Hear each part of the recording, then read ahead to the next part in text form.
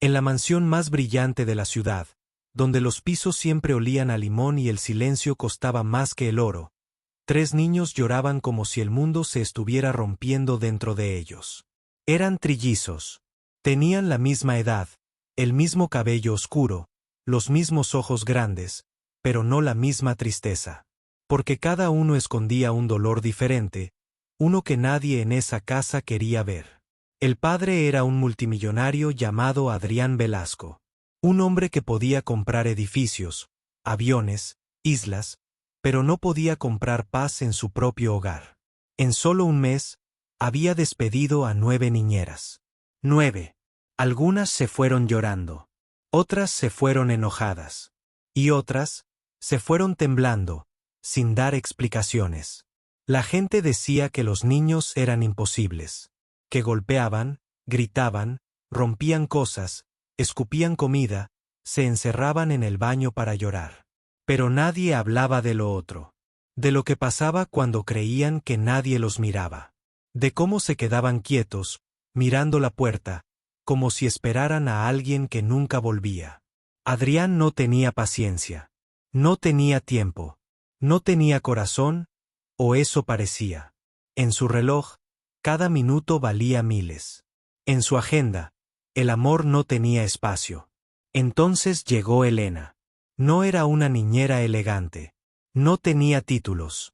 No venía recomendada por familias ricas. Llegó como empleada de limpieza, con un uniforme sencillo, una maleta pequeña y una mirada que no bajaba la cabeza ante nadie. Y desde el primer día, hizo algo que nadie se atrevía a hacer en esa mansión. Miró a los trillizos como si fueran personas, no problemas. Pero lo que Elena haría después, lo que haría con esos niños, sería tan inaceptable para un multimillonario como Adrián, que él juraría echarla esa misma noche. Y aún así, esa decisión cambiaría la vida de los 4 para siempre. Adrián Velasco estaba de pie frente a la ventana de su despacho, mirando la ciudad como si fuera una pantalla más en su vida. Abajo, los autos se movían como hormigas. Arriba, él respiraba con calma falsa. Tenía la corbata perfecta, el traje impecable, y el corazón hecho piedra. Detrás de él, una asistente hablaba en voz baja. «Señor, la niñera número 9 se fue. Dijo que no podía más». Adrián ni siquiera se giró. Solo apretó la mandíbula. «Entonces busquen otra. Pague lo que sea. Pero quiero silencio en esta casa». Silencio. Eso era lo único que pedía. Porque el llanto de sus hijos le sonaba como una acusación. Los trillizos, Nico, Alma y Bruno, tenían 6 años. Nico era el más explosivo, golpeaba puertas, tiraba juguetes, y gritaba como si quisiera romper el aire. Alma era el silencio. Se escondía bajo la mesa, abrazando una muñeca sin ojos, mirando al suelo con miedo. Bruno era el imitador. Sonreía cuando no debía, decía estoy bien cuando estaba peor que nadie, y a veces se quedaba mirando la pared por minutos, sin parpadear. Los médicos habían dado explicaciones frías. Estrés, duelo, adaptación. Pero Adrián no quería teorías. Quería control. Quería que alguien arreglara a sus hijos como se arregla un problema de negocios. En esa mansión, cada niñera tenía reglas. Horarios, castigos, técnicas, cámaras, reportes diarios. Y aún así, cada una duraba menos que la anterior. Porque los niños no necesitaban más reglas. Necesitaban algo que nadie estaba dando. Una tarde, Adrián bajó las escaleras y escuchó un golpe fuerte. Encontró a Nico rompiendo un portarretrato. El vidrio estaba en el suelo como hielo quebrado. En la foto, había una mujer sonriendo, abrazando a los 3 bebés. Adrián se quedó helado.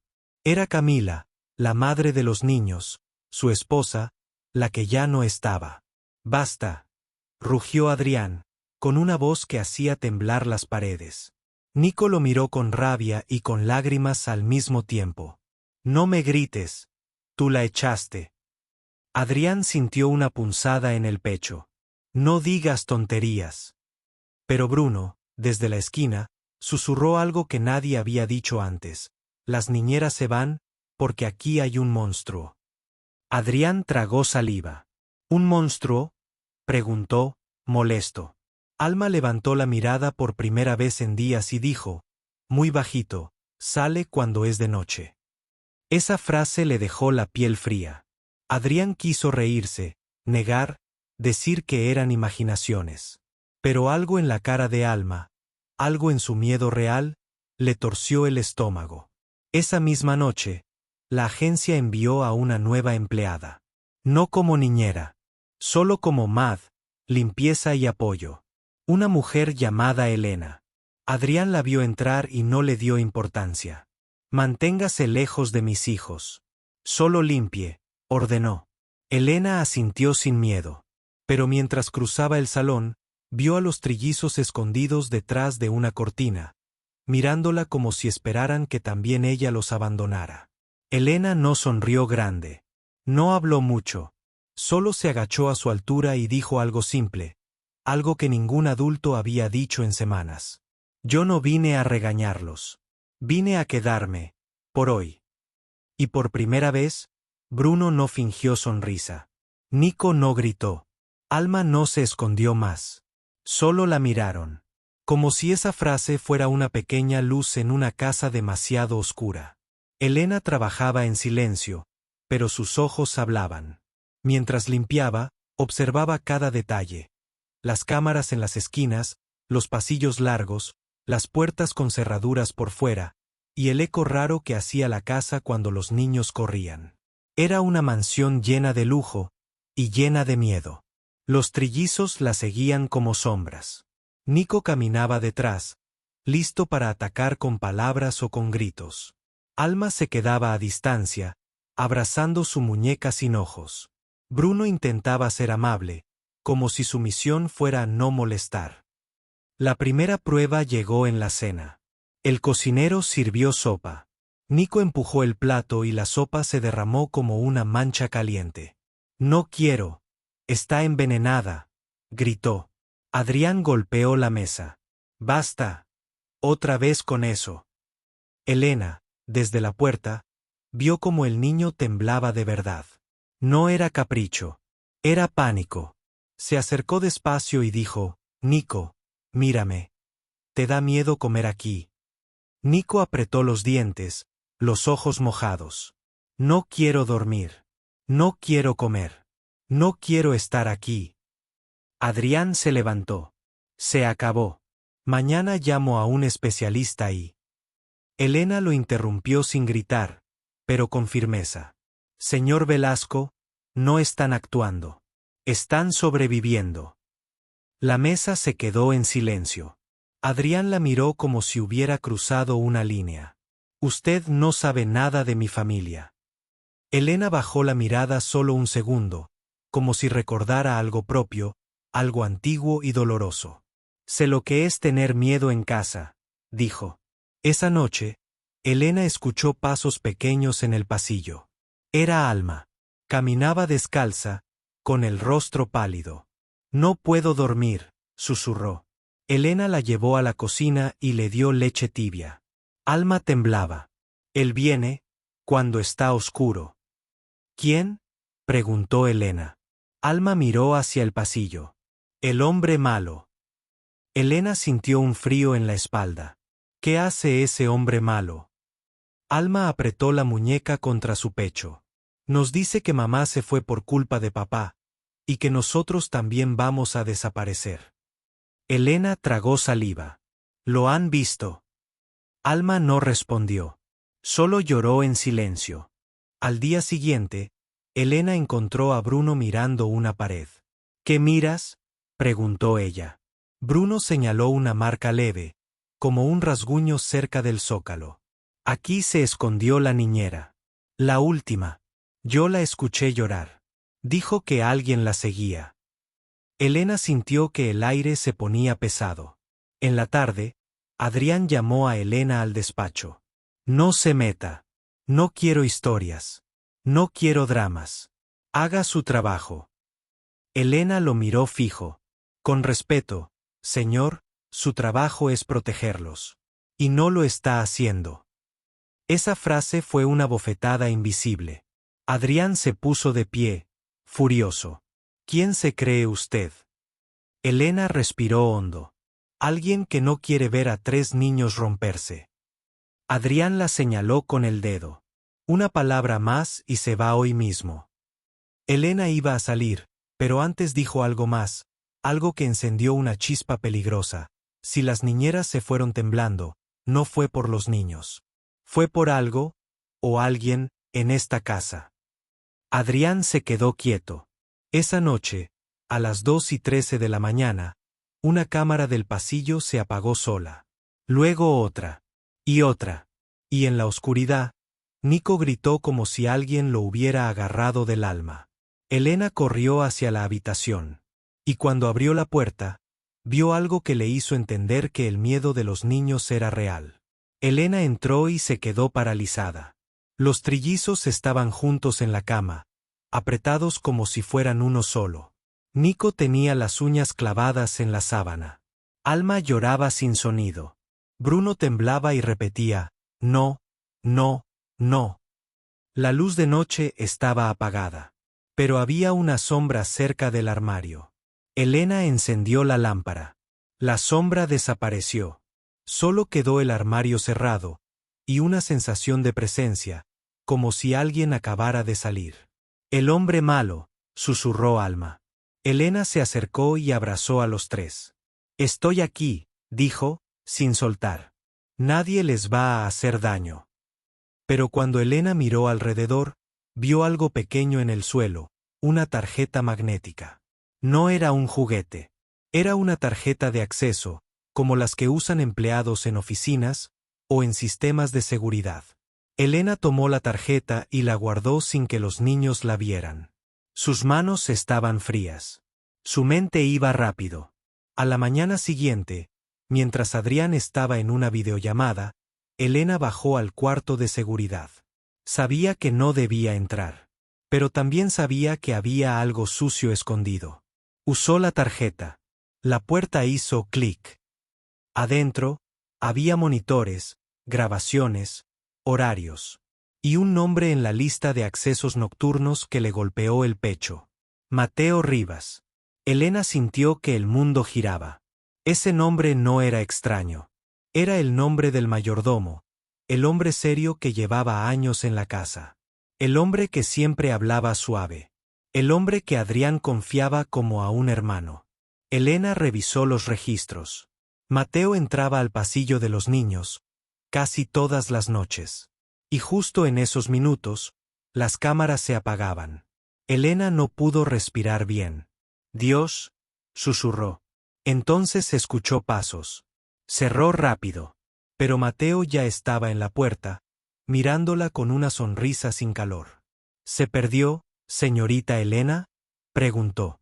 Elena apretó la tarjeta en el bolsillo. No. Solo, buscaba productos de limpieza. Mateo dio un paso lento. Qué curioso. Aquí no guardamos limpieza. Elena tragó saliva. Me equivoqué. Mateo sonrió más. A veces, en esta casa, equivocarse sale caro. Elena salió sin correr, pero por dentro estaba gritando. Esa tarde, vio a Adrián en el jardín con el teléfono. Él parecía fuerte, pero su mirada estaba cansada, rota. Elena entendió algo. Adrián no sabía. O no quería saber. Esa noche, Elena tomó una decisión que nadie esperaría de una empleada de limpieza. Hizo lo impensable para un multimillonario. Se llevó a los trillizos fuera de la mansión. Los sacó por la puerta de servicio, con abrigos y gorros. Los llevó a un lugar simple, una pequeña iglesia abierta toda la noche, con luz cálida y gente tranquila. Nico la miró, confundido. ¿Nos estás robando? Elena se agachó. No, mi amor. Te estoy protegiendo. Alma la abrazó por la cintura. Aquí no está oscuro, dijo. Bruno susurró. El monstruo no puede venir. Elena apretó los labios. No mientras yo respire. Pero lo que Elena no sabía era que Mateo ya había notado su ausencia. Y que Adrián, al darse cuenta de que sus hijos no estaban, explotaría en una tormenta de furia. Adrián llegó a la iglesia como un hombre fuera de sí. Sus guardaespaldas querían entrar, pero él los empujó. Cuando vio a Elena con los niños, su voz fue un trueno. ¿Qué hiciste? Elena se levantó despacio. No se disculpó. No suplicó. Solo dijo, mirándolo directo: Señor Velasco, sus hijos tienen razón. En su casa, hay alguien que los está aterrorizando. Adrián se quedó helado. Y entonces, desde la puerta de la iglesia, apareció Mateo. Con la misma sonrisa suave. Pero en sus ojos, no había bondad. Mateo entró a la iglesia despacio, como si ese lugar también le perteneciera. Su traje estaba perfecto, su postura elegante. Pero su mirada era la de alguien que se siente intocable. Señor Adrián, dijo con voz baja. Qué escena tan desagradable. Los niños fuera de casa, a esta hora. Y su empleada, tomando decisiones que no le corresponden. Adrián miró a Elena, rojo de rabia. Te dije que no te metieras. Elena no se movió. Tenía a Alma agarrada de la mano. Nico se escondía detrás de ella. Bruno miraba a Mateo como si viera un fantasma. Yo me metí porque nadie más lo hizo, dijo Elena, firme. Usted despidió niñeras porque pensó que el problema eran sus hijos. Pero el problema es él. Mateo soltó una pequeña risa. ¿Yo? Elena sacó la tarjeta y la levantó. Registros de entrada. Cámaras apagadas. Pasillos a medianoche. Y niños con terror. ¿Cómo lo explica? Adrián frunció el ceño, confundido. Mateo, dime que esto es mentira. Mateo se encogió de hombros. Los niños son inestables. La señora Elena quiere atención. Usted está bajo estrés. Es fácil manipular. Nico, de repente, gritó, no, él nos dice cosas. Dice que mamá murió por culpa de papá. La iglesia se llenó de eco. Adrián se quedó quieto. ¿Qué dijiste? Bruno tembló. Nos apaga la luz. Nos habla desde la puerta. Nos dice que si contamos, papá nos va a odiar más.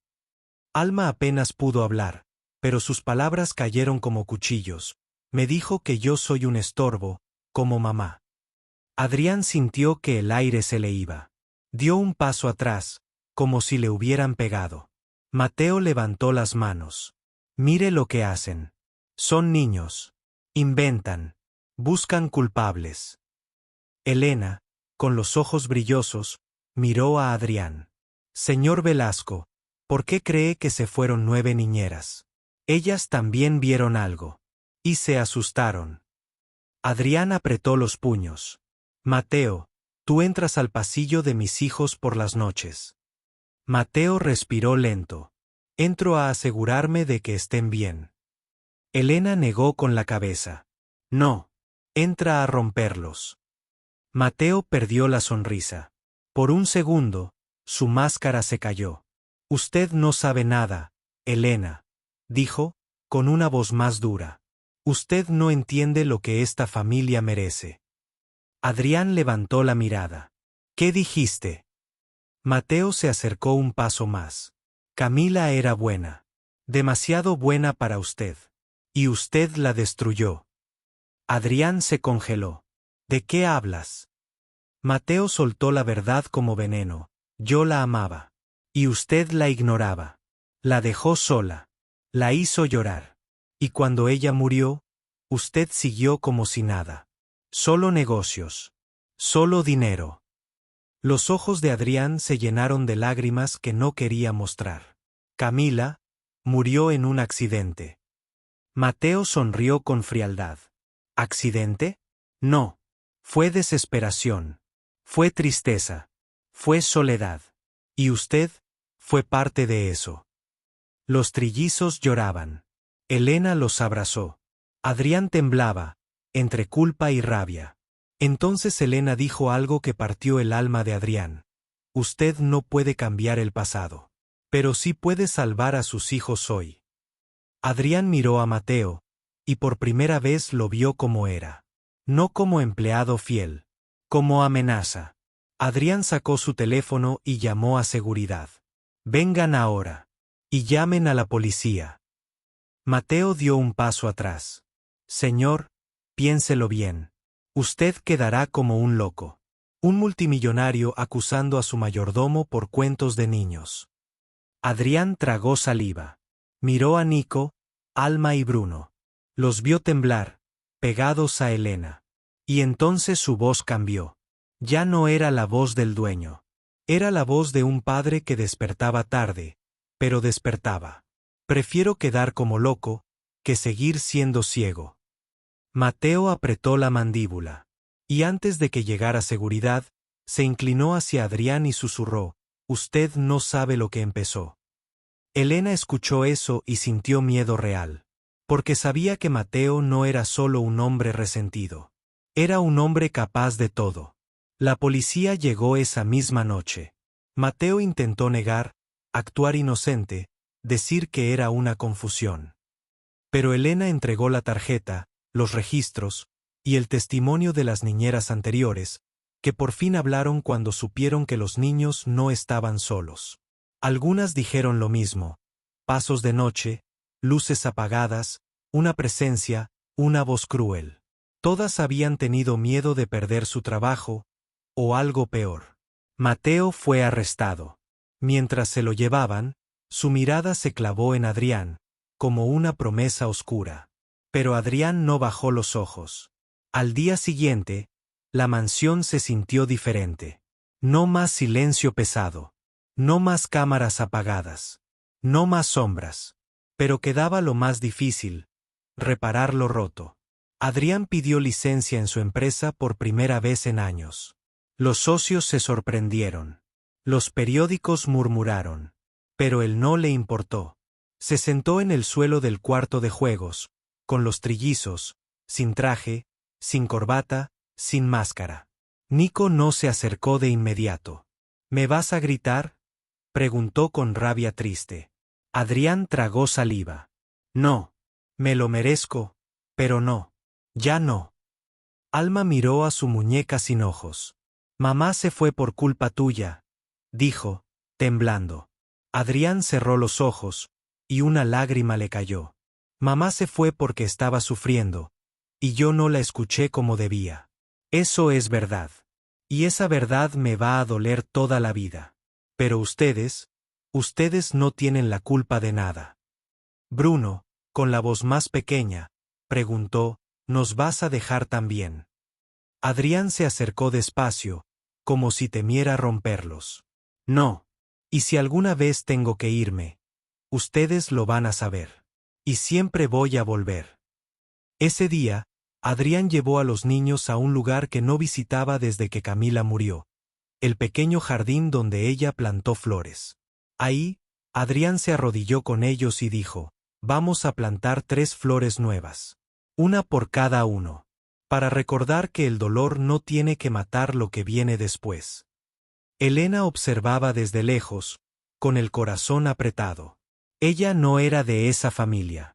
No tenía sangre en esas venas. Y aún así, había sido el puente. Adrián se acercó a Elena más tarde. Hiciste lo que yo no pude, dijo, con la voz rota. Te llevaste a mis hijos. Y yo, te iba a despedir por eso. Elena lo miró sin orgullo, sin arrogancia.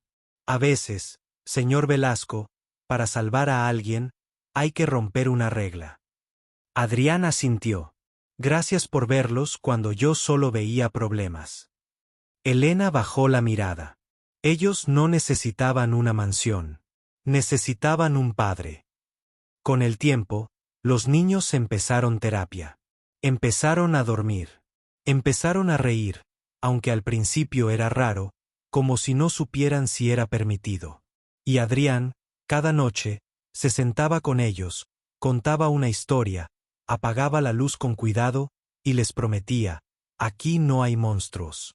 Y si aparecen, yo seré el primero en enfrentarlos. La mansión seguía siendo grande. El dinero seguía siendo mucho. Pero el verdadero cambio no fue el lujo. Fue la presencia. Fue la escucha. Fue el amor que llegó tarde, pero llegó. Porque al final, la lección quedó marcada como una herida y como una verdad. El dinero puede comprar seguridad, pero solo el amor crea hogar. Y el peor monstruo no siempre vive en la oscuridad, a veces vive en la indiferencia. Y ahora, una pregunta queda en el aire, para quien escucha esta historia. Si alguien que amas está sufriendo en silencio, ¿tú, hoy, lo escucharías o esperarías a que sea demasiado tarde?